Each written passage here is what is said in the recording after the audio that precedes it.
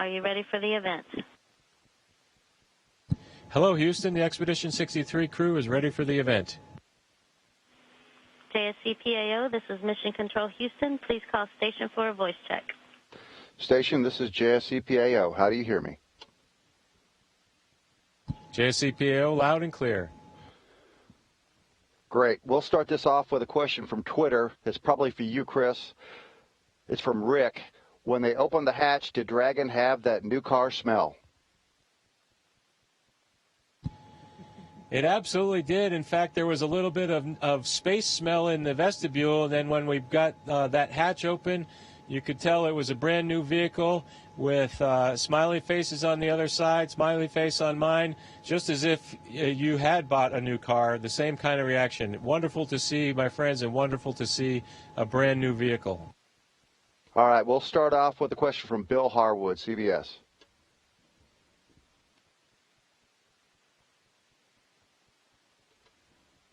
Let's start off with a question from Bill Harwood, CBS. Hey, can you hear me now? Testing 1, 2. Could you guys hear me now? I'm clear, Bill. Okay, sorry about that. I just want to go back to what Bob was saying yesterday, describing the ride uphill. You were comparing it a little bit to shuttle. I was more interested in how did the first stage of the Falcon 9 feel compared to the shuttle when it was on solids? How did the second stage feel? You made it sound like maybe it was a little rougher than the shuttle on the main engines. And just wondering if there was ever a point in there when you looked over at Doug and went, wow, this isn't quite what I was expecting.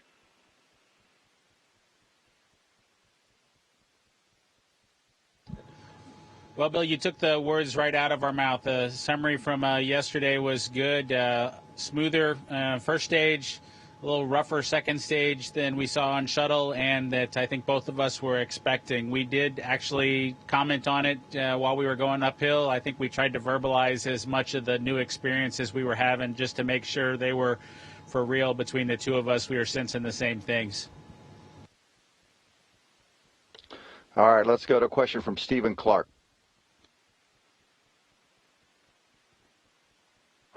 Hi, thanks for taking my question. Stephen Clark from Spaceflight Now. Just to follow up on that, what was the sensation at MECO and its stage separation, since that's something that was not experienced really during shuttle to shut down the engines and then ignite a new engine in flight? I'm also curious about how your experiences were with the spacesuits in flight. Thank you very much.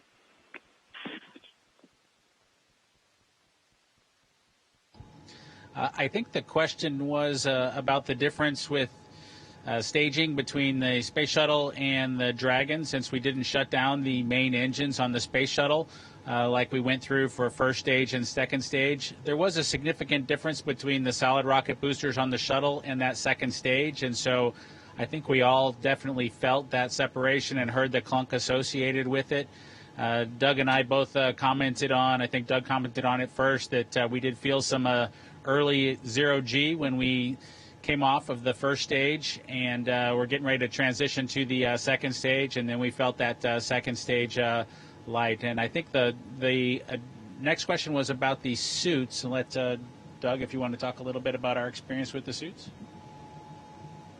Yeah, the suits in general, Bob and I have had a ton of time in those suits. I bet you we've donned and doffed those suits a couple hundred times. So the suits themselves, if you're not familiar with them, they're custom designed and custom fitted, so they're very comfortable. They were actually much easier to get in and out of in zero-G, as we figured out over the course of the 2 days. And we complimented the suit team. Those things worked very well, and everything we expected going uphill. Lauren Gresh, The Verge.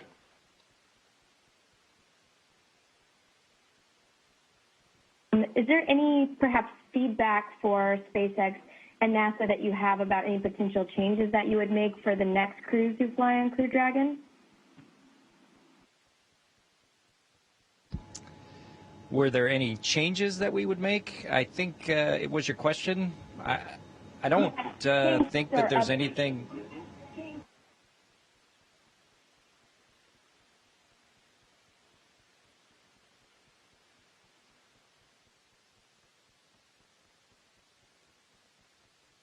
We're not hearing you, Lauren. Let's move on to Roseanne Aragon.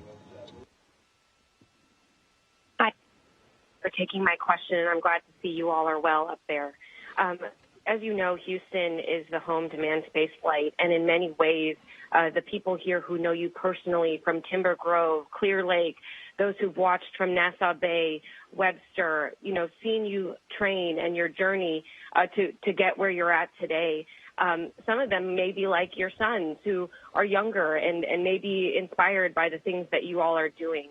What is your message to those who are watching from Houston, from all of these areas in Space City? What's your message to them?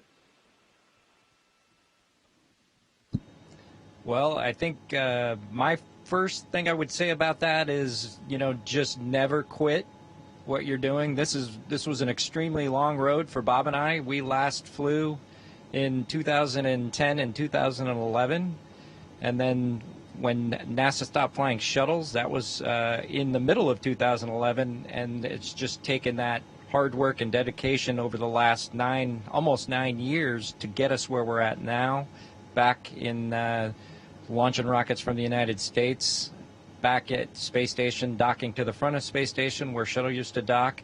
And I would just say, take a message from NASA in that anything is possible. We've had a really rough couple of months, and just to be able to show the country what the agency's made of, what the Commercial Crew Program did, and what SpaceX did, I hope they take some pride and a sense of accomplishment of seeing that.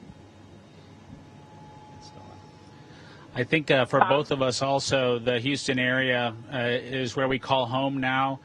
And it certainly is true that the home of Johnson Space Center, the home of human spaceflight, takes seriously that that's our home. That is the home of human spaceflight. We have excellent support there. I had a parade of appropriately, interestingly, social distancing individuals lining my neighborhood in the half mile or so as I departed on my way to the Ellington Field to head down to Florida. And I know that I just had wonderful support. And I'm to all our friends and families at home, thank you guys for everything. And we just couldn't have done it without all of you. Thank you so much. I know that probably means so much to them. Godspeed. Let's go to a question from Chris Davenport.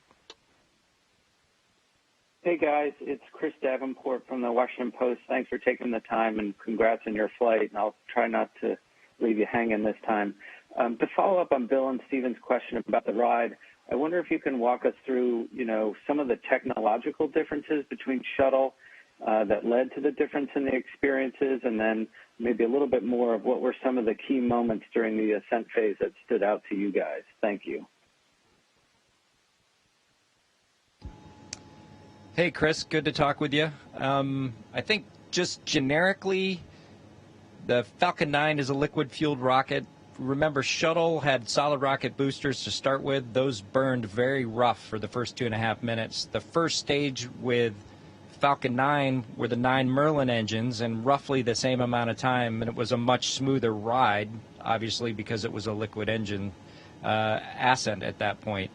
Where the differences started for, I think, both Bob and I, and we commented on it at the moment, was at staging, and it was very similar to what you saw in the Apollo 13 movie, where they staged from first to second stage. So the first stage engine shut off, and then it takes a second, almost a second, might have been less than that, but it seemed like it took some time between the booster separating and then the Merlin vacuum engine starting. And so at that point, we go from roughly 3 Gs to 0 Gs for, I don't know, half a second probably. And then when that Merlin vacuum engine fires, then we start accelerating again for the next 5-6 minutes until we achieve orbit. So totally different than shuttle. It was smooth. It got a little rougher, as Bob had mentioned before, with the Merlin vacuum engine. And it'll be interesting to talk to the SpaceX folks to find out why it was a little bit rougher ride on second stage than it was for shuttle on those 3 main engines. All right, let's try Marcia Dunn from the Associated Press. Hey, Doug, good to see everybody up there. I'm wondering, have you captured the flag yet? Have you actually put your hands on it? Is it aboard Dragon? And what are your thoughts about laying claim to that flag, since you are one of the ones who put it there 9 long years ago? Thanks a lot. Hey, Marcia. The short answer is Chris had it right on the hatch where we left it 9 years ago. And it's right here. And I think he's got a note, do not forget to take with Crew Dragon. So depending on how long we stay up here, you can bet we will take it with us when we depart back to Earth. From that standpoint, I think, we've talked about this flag before many times over the last 9 years since we left it here on STS-135. And I think the important point is, as I said before, just returning launch capability to the United States to and from the International Space Station. And that's what this flag really means. And I think a little bit more, it's to the thousands of people that made it possible, from the folks at SpaceX to the folks at NASA to the folks within the Commercial Crew Program. And we just are lucky enough to be able to take it home with us, and that'll be our plan here in a month or 2 or 3 or 4, depending on what, as Bob says, what Uncle Kirk lets us do. Let's go to a question from Mark Carreau, Aviation Week. Mark Carreau, Aviation Week. My question's for Chris Cassidy. From your perspective, what skills in ISS training do Doug and Bob bring to the ISS mix, especially now, and how will those help to ramp up operations internally and perhaps externally in the coming weeks? Well, experience goes a long way, and both these guys, this is their third flight, and so it really doesn't matter, in my opinion, shuttle flight experience or station flight experience. It's all has to do with working in space, working efficiently, understanding the system and the methodology with which we work back and forth and hand in hand with mission control. And once you understand that and grasp all those concepts, the work part is, I don't want to say easy, but it just kind of happens together. And we've already seen that. Today is day one, and they're hitting the ground running, unloading the vehicle, and we've got HTV right at our feet, and we'll be working in there in very short order, probably after we hang up from this conversation. Together, the three of us will be tackling the overall mission of the space station, which is conducting science, enabling that science with maintaining the space station, and then there's some operational objectives sprinkled in the mix. At some point, we'll get a plan for potential spacewalks, and we'll execute all that. We don't just sit up here at dinner and decide when all those activities are going to be done. The prioritization is done in Houston, and then we execute the plan. So the three of us are pretty excited to get after it together. Joy Roulette with Reuters. Hey, thanks for doing this. I was wondering, so since you guys made it to the space station, how does it feel, I guess, not knowing how long you guys are going to stay there for? Does it feel weird? And I was also wondering if any time during the trip to the space station, that if you guys noticed anything unexpected that you didn't experience during training or sims. Thanks.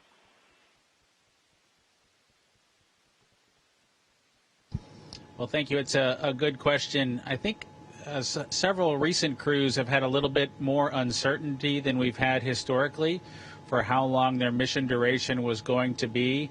But I guess maybe on the percentage scale, Doug and I have maybe the most uncertainty, because it could be relatively short, or we could potentially double or triple maybe what was originally expected for us just a few short months ago. And so it's a little bit strange. I'm trying to explain it to my son, just 6 years old, and from his perspective, he's just excited that we're going to get a dog when I get home, and so he's accepting that uncertainty and continuing to send messages to me while I'm on orbit. As far as unexpected things, while we were headed uphill, I think I said a little bit about this yesterday, but the biggest differences are just the dynamics that's involved, the vibration, the experiences that we felt actually riding a real rocket, going through the fueling operation. That was a new experience for us. As you probably know, the space shuttle was fueled when the astronauts arrived. Doug and I went through the fueling operation on board Dragon, which was different from us. And so going through hearing the venting and the valve sounds and the little vibrations associated with that operation was a new experience for us. And so that was a little bit different than training, but nothing out of family. The team did a really great job of recording that audio during the Demo 1 mission, during the mission that was a little bit over a year ago that came to Space Station with no people on board, and played that back for us tied to the audio. So we've heard all those sounds pretty much before, and so that was extremely helpful. We have the same tool for coming home, and look forward to seeing how well that matches up with our experience. Robert Perlman. Thank you. Hi, Chris, Doug, and Bob. For Doug and Bob, I wonder, during the ascent or during your overnight period, was there a point where the sense of history sort of seeped in, where you allowed yourself to just consider the history that you were making? What were those specific moments? Thanks.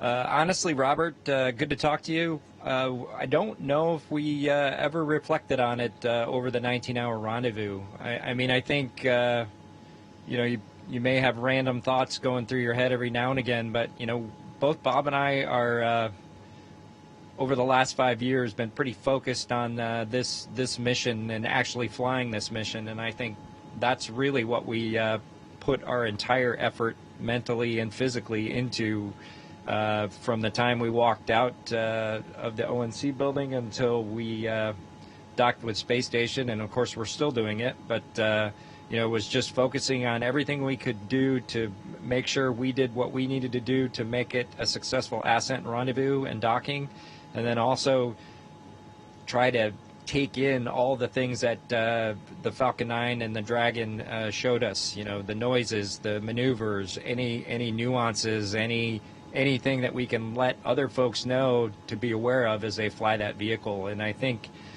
for me anyway, the historical aspect of it is certainly notable, but I think it's something to maybe consider after this mission's complete. We're not even in any way, shape, or form halfway through the mission yet. We've just docked. We still got to do our mission here with Chris, and then undock, depart, and do a re-entry, and then a landing, and then a recovery. So plenty of work to do, and we'll probably think a lot more about that when the time comes.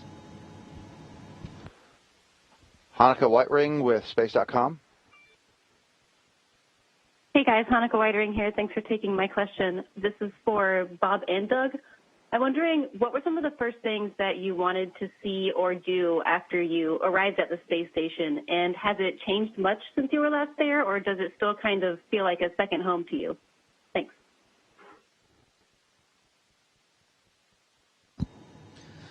Well, I don't want to speak for Doug on this one, but one of the things I was most excited about was being able to make a phone call home. It's been a long time since I launched into orbit, and I've got a little boy who got a chance to watch me do that for the first time in his life, and I just wanted to understand what his experience was and share that a little bit with him while it was still fresh in his mind. He was able to make the trip back to Houston after watching the docking from down in Florida, and was pretty excited about the whole thing, so that was wonderful for me. As far as the space station goes, I'll tell you, it seems a lot like it did when I was here last. There is quite a bit more science going on, quite a bit more equipment on some of the rack faces, especially over on the gym side or down in Node 3. but the overall structure and layout is very similar. We did comment yesterday about the airlock configuration. It's not as clean as how Chris and I remember it from our shuttle experiences, because those flights were really about the assembly of Space Station, and the airlock was ready to go. And we're in a different mode of operation on board Space Station right now. So I know the way Space Station works is you pretty much have to configure each specific area for the task at hand. And so the mating adapter that we docked to on the forward part of the Space Station was all cleared out for our arrival. All that stowage was moved around.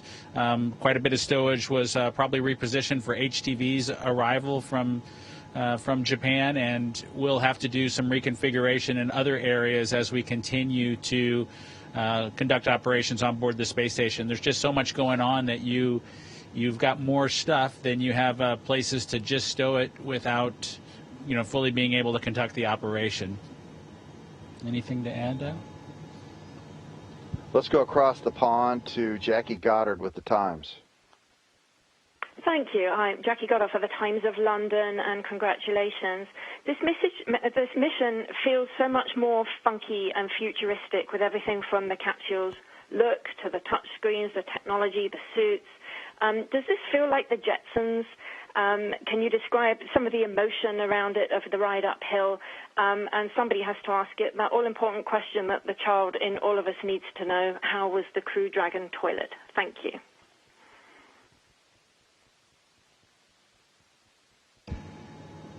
Well, it's good to talk to you. Let me think. From a futuristic standpoint, I think, SpaceX, from the very start of that company, has tried to be very forward-thinking and cutting edge, and it is one of the factors that went into the design of the Crew Dragon and our spacesuits and everything about the vehicle. And, for us as the test pilots, so to speak, we're there to evaluate how it does the mission, and so far it's done just absolutely spectacularly. It's a very clean vehicle. I think most people think it's a really cool-looking vehicle. I know my son thinks so, and it does everything we need it to do for this mission, so we're very happy with that part of it. Let's see, the toilet. I think we had a bet to see when that question was going to be asked about Dragon, and it works very similar to the one we were used to in the Space Shuttle, and it worked very well. We had no issues with it. All right, next is Peter King. Good morning, Peter King with CBS News Radio, and I know, Bob and Doug, that you were up there to help Chris overcome that shorthanded situation, but it also gives the SpaceX people a chance to evaluate the Dragon's long-term performance during its exposure to the elements while you're up there. What are some of the things they're going to be looking for?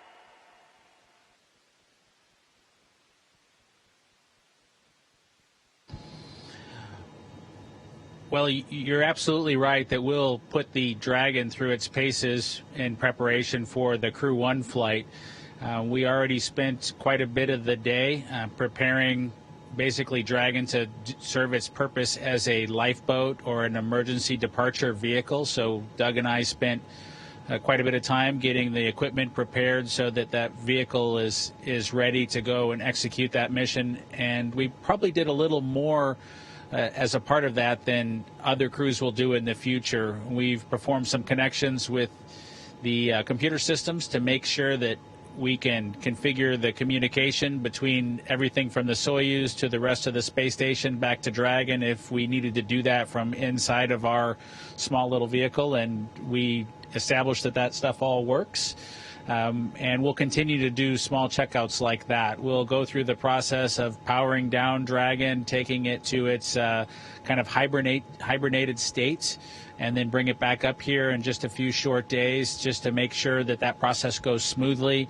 Again, every crew won't need to do that sort of an evaluation, but since it's the first flight, we really are putting her through her paces to make sure that any of the little aspects of the mission that it might be called upon to support, it's ready to do that. And so that's from the hibernated state, that's from a regular departure, or to serve as another environment for us to go and safe haven in should we need to if there was a problem on board space station. And we'll do all those things before we call her operational, and then really pick up with a primary task focused on helping Chris out on the space station side.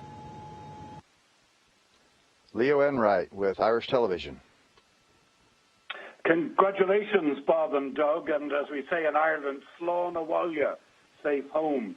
I have another question about launch and about something that was different this time.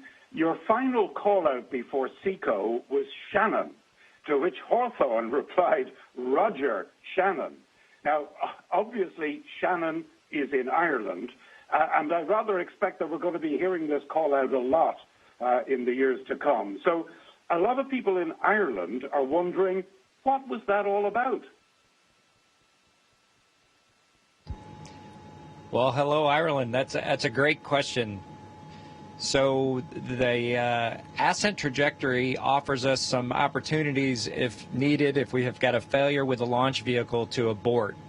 And some of those scenarios involve aborting fairly close to Kennedy Space Center, along the east coast of the United States, all the way up towards Newfoundland even, into Canada. And then once our trajectory hits a certain point and we get high enough, we are going to abort forward to the UK and the Ireland area specifically, and we can do that in the later stages of our powered flight before the engine shut down. So that's our call to Mission Control and Hawthorne, to let them know that we see that change in the abort destination if that eventuality is needed. Sophie Sanchez, Chicago Now. Hola from Chicago.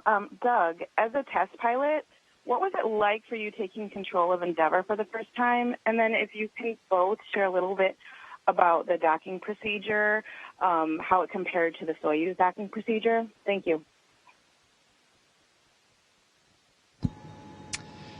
Flying the Dragon was exactly how we expected it to be, and that was one of the reasons we wanted to do the manual flight test twice. So we did it shortly after we got to orbit on our first day, and then when we were on the final portion of the docking axis, we did it again yesterday.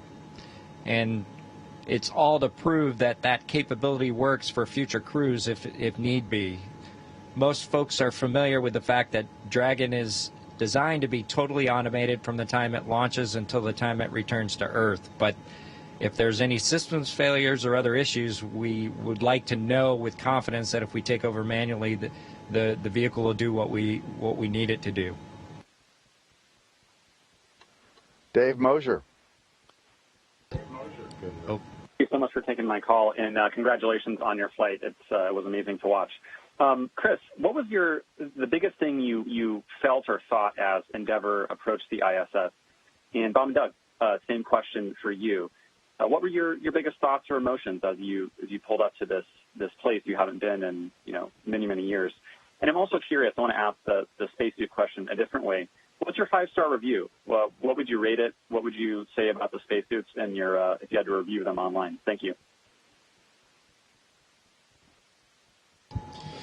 I'll take the first part of that question from the space station side of things. What was going through my mind while they were, there's sort of several phases. One was during launch, and that was quite exciting for the three of us on board.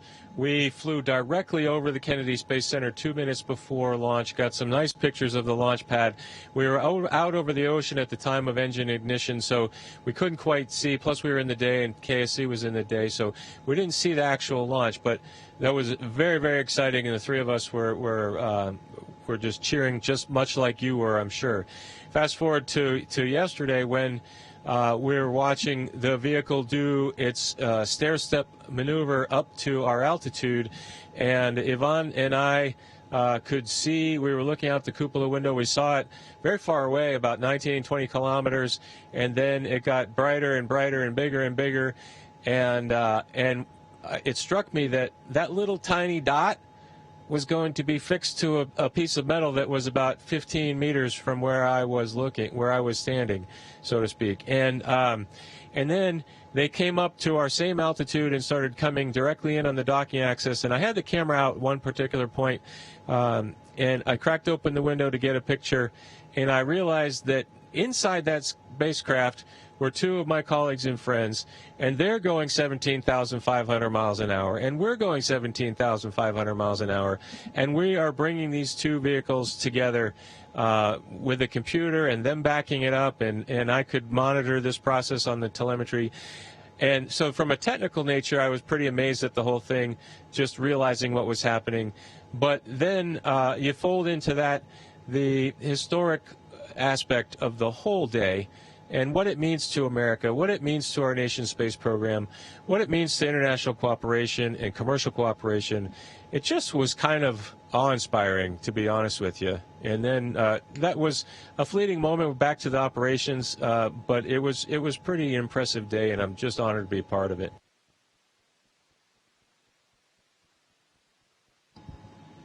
As far as the docking was concerned, Dragon flew pretty similar to Shuttle. It had very similar characteristics. The automation would have did make the same corrections that I think either Bob or I would have as we were coming in. And the thing that really stood out to both of us, and we mentioned it as soon as we docked, is we didn't feel the docking. It was just so smooth, and then we were docked, which in Shuttle you felt a little bit of a jolt, nothing real heavy, but you felt it. And we asked the guys on board station the same question, and they said we didn't feel it either, which is typical, more typical. But anyway, that really, really surprised me. So that either just the velocities or the strength of the docking mechanism really absorbed any inertia as we came into dock, and it was pretty neat that we couldn't feel anything at all on board Endeavour.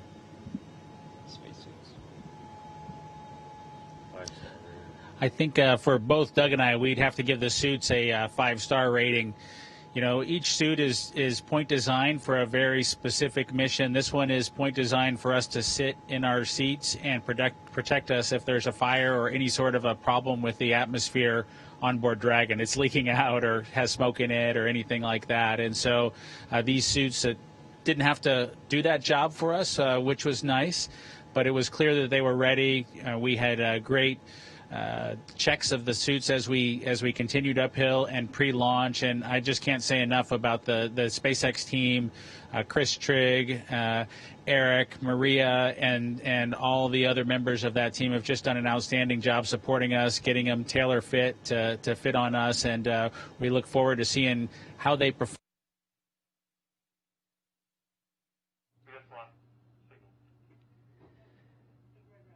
Station, this is Houston ACR. That concludes our event as we count down to 20 continuous years of humans living and working on the International Space Station.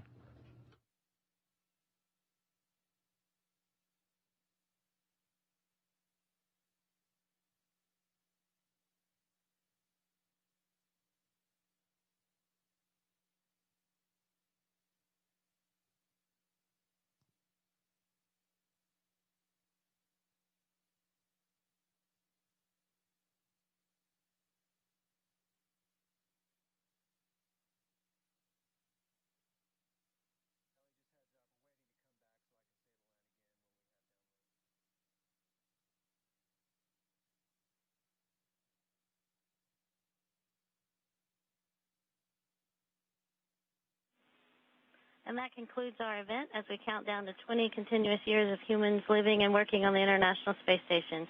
Thank you to all participants from JSC, PAO, and the media. Station, we are now resuming operational audio communications.